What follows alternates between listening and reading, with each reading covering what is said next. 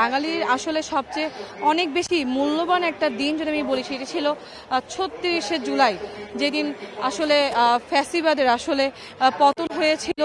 এবং সেই ৩৬শে জুলাইয়ের কিন্তু একটি বিশাল মোটিভ বা একটি আকৃতি নিয়ে কিন্তু এই মুহূর্তে রাজু ভাস্কর্যের সামনে দিয়ে হচ্ছে শোভাযাত্রার সাথে সাথে তারা যাচ্ছেন। এবং আসলে ৩৬শে জুলাই এবার কিন্তু আসলে শোভাযাত্রার এখানে আসলে পুরোপুরি ফুটিয়ে তোলে যে আসলে বাঙালির যে লড়াইটা ছিল এবং ফ্যাসিবাদের বিরুদ্ধে যে লড়াইটা ছিল এবং যেটি আমরা স্বাধীন করতে পেরেছি, সেই স্বাধীনতা যে আমরা অর্জন করতে পেরেছি সেটারই কিন্তু একটি বলা যায় যে রিপ্রেজেন্টেশন বা রিপ্রেজেন্টেটিভ হিসেবে এটি কাজ করছে এবং এটি এখানে আনা হয়েছে। এবং অনেক অনেক ধরনের আমরা দেখেছি যে আকৃতি এখান দিয়ে গিয়েছে। এবং এর পাশাপাশি হচ্ছে আমরা অনেকের সাথে কথা বলেছি, প্রত্যেকেরই কথা দিন শেষে যে আমরা যে স্বাধীন রাষ্ট্র পেয়েছি, একটি ফ্যাসিবাদহীন একটি যে রাষ্ট্র আমরা পেয়েছি, সেই রাষ্ট্রের আসলে এই প্রথম নববর্ষ তারা উদযাপন করছে। এবং এই নববর্ষ নিয়ে কিন্তু সবাই বলছেন যে আসলে এই নববর্ষ অন্যান্য বারের নববর্ষের তুলনায় অনেকটাই ভিন্ন এবং আসলে শান্তিপূর্ণভাবে তারা